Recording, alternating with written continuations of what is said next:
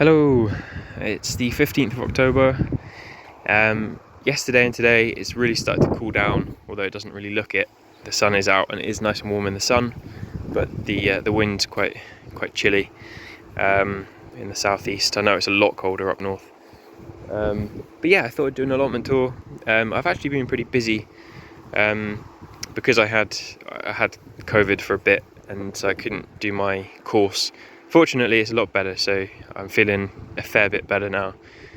Starting to build it back up again. But what it did mean is I had time to sort of move a lot of my raised beds. So if I haven't already said, basically this area here I'm making into like a fig trial area for early main crop figs. And in order to make that space, I had to move a lot of the raised beds over. Sorry for the wind. So I've been moving them one by one over maybe about a metre or so not very much, but just to free up a nice square of space over there. And it's done pretty well actually. I harvested the sweet potatoes from that bed the other day and was therefore able to move the last raised bed, it forms like quite a nice little square now of raised beds. And you can see in the middle I've got dahlias and I've got 2 bananas. This is my dwarf Cavendish that's been there all year, well, from maybe May, something like that. And then I've just moved my Musabaju hardy Japanese banana, which was over there.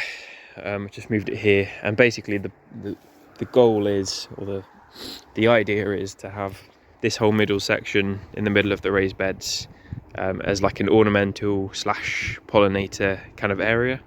So it's going to have dahlias, bananas.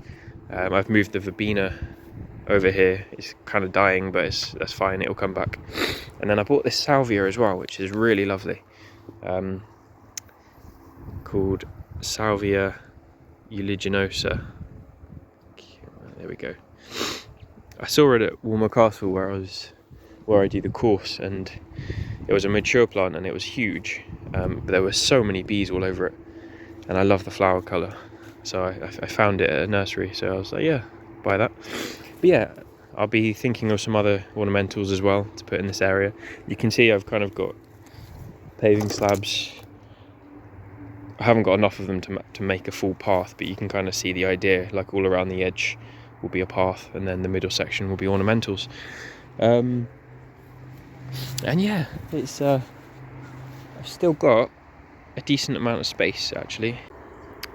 Sorry about that, someone came down in the car. I don't know where I was, but anyway, in order to free up this space, move the raised beds over, ornamental section in the middle, and yeah, that's going to be the plan. And it still leaves me with a fair bit of space actually, which is awesome. So yeah, no, I'm excited about it. And then the pots, you can see, I don't know if I just explained this on this video. I don't think I did.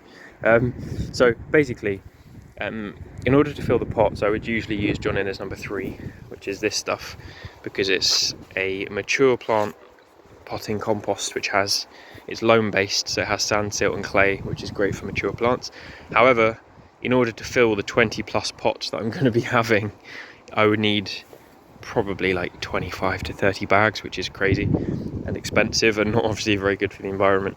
So luckily we had some topsoil delivered to our allotment, and what I'm going to do is, for half of the mix of each pot, I'm going to use my own mix of it's basically, I'm going to follow the John Innes formula to make my own kind of number 3 mix, if you like. I need to buy some sharp sand and some fertilizer, but it just means that it cuts down the amount of compost I'm buying in by half, and I think it will be completely fine for the plants. So yeah, so you can see that's what I've been doing. I filled up about 10 pots now, and yeah, plan is to they're not staying in those positions, it's just I've had to stack them there. Basically, I've started wood chipping that area as well, so I've put all the pots on the bits I've already wood chipped, and then I need to cardboard mulch and wood chip the rest of it now, and then I can start playing around with where I want to put the pots, in their final positions, if you like. And yeah, despite having a bad start to the fig year, I have been getting a decent amount of figs. Well, not, you know, still not that many, but a, you know, an okay amount. This little plant has been the star of the show, Ronde de Bordeaux. It's not the same as Rouge de Bordeaux, just in case you get confused. Rouge de Bordeaux did not work for me at all, but this one's been brilliant.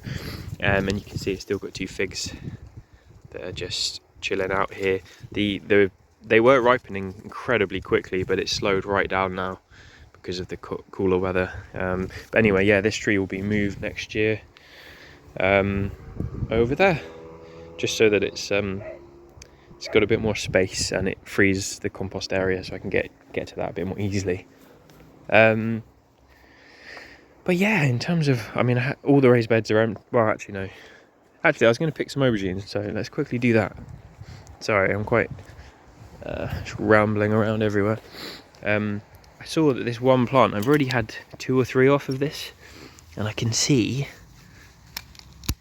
Oh crap, I didn't mean to do that. I just chopped off the whole...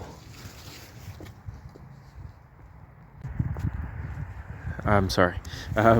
Yeah, I just chopped off the whole plant.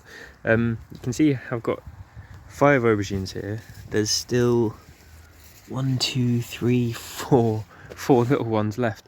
So overall, this has had about 12 to 13 aubergines on. Crazy, just one plant. So I'll definitely be planting these again, and just leaving them in the greenhouse a little bit longer, because I think that's why the rest of the plants didn't do very well. But yeah, lovely sized aubergines. I mean, these are like almost the size you get in the shops. There are a couple like this one, which is unfortunately being eaten, so that will be just going on the compost, but 3 there that are really nice quality. And I've got some carrots still in this bed. I'm gonna try and leave them till Christmas. I don't know if they'll last that long, but we'll see. But yeah, the rest of the beds are empty really, and I've harvested most of everything else. The harvest is coming to an end. I could have left the sweet potatoes in. I was just really impatient, as always, because I wanted to move the bed over. But got a very decent yield of sweet potatoes. If you haven't seen that video, I think it's the last one I posted, so give that a watch. Pears, I've been getting pears. I haven't had to buy apples or pears for a long time, which is lovely. This pear tree was already here, and it's still got a few on that are reluctant to come off. Oh, there we go, that one came off. Really nice pears. Still not quite getting them to ripen as you would like a lovely supermarket pear where it's peak ripeness, but that's okay. They're still pretty tasty. I think that's most of... There's not really anything left to harvest, so it is now just setting everything up for next year. And I'm quite excited by it all. So anyway, I won't waffle on for the sake of waffling on. There you go, there's the allotment in October. Slowing down, and yeah, just planning for next year. But yeah, anyway, thanks for watching guys. Lots of love, lots of peace. Give me a like or subscribe if you fancy it. But no, I appreciate you watching, and I'll speak to you soon.